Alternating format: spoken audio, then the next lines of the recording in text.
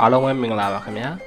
ဒီနေ့တော့ထိုင်းနိုင်ငံကချနဘူရီခရိုင်မှာရှိတဲ့ဝတ်ထဆွာဖျားကိုလာရောက်ဖူးမြော်ထားပါတယ်ဒီဖျားကထိုင်းနိုင်ငံမှာနာမည်ကြီးဖြစ်တဲ့ဖျားလို့ဖြစ်ပြီးနေ့စဉ်ဒေသခံတွေပြင်နိုင်ငံခြားခရီးသွားတွေလည်းအများကြီးလာရောက်လည်ပတ်ကြပါတယ်အခုမြင်တွေ့နေရတဲ့ရွှေရောင်ဘိုးတော်ရုပ်ဘွားတော်ကြီးကအလွန်ကြီးမားပြီးဖျားဝင်းတစ်ခုလုံးရဲ့အထင်ကြီးရမလားတစ်ခုဖြစ်ပါတယ်နီနာမှာရှိတဲ့နေအောင်စီမီးရလည်းထူးခြားလှပပြီးဓာတ်ပုံရိုက်ဖို့ရန်လှပတဲ့နေရာတစ်ခုဖြစ်ပါတယ်ဒီဖျားကိုရောက်ဖို့လေကားကနေတက်နိုင်သလိုကေဘယ်ကားနဲ့လည်းတက်လို့ရပါတယ်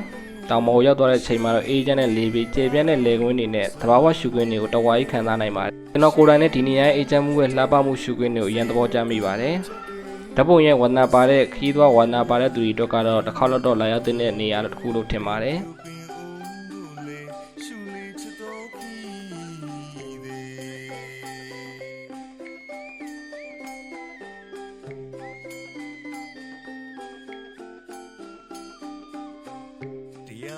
ဒီဗီဒီယိုအဆုံးထိကြည့်ရှုပေးရတဲ့အတွက်အားလုံးကိုကျေးဇူးတင်ပါတယ်ခင်ဗျာခုလိုခီးသွားဘလော့ရဲ့ဓာတ်ပုံနဲ့ပတ်သက်တဲ့ဗီဒီယိုတွေကိုဆက်လက်ကြည့်ရှုနေတယ်ဆိုရင် like and share subscribe လုပ်ထားပြီးတော့မေးပါနဲ့နောက်ဗီဒီယိုမှာပြန်လည်တွေ့ကြပါမယ်အားလုံးကျေးဇူးတင်ပါတယ်ခင်ဗျာ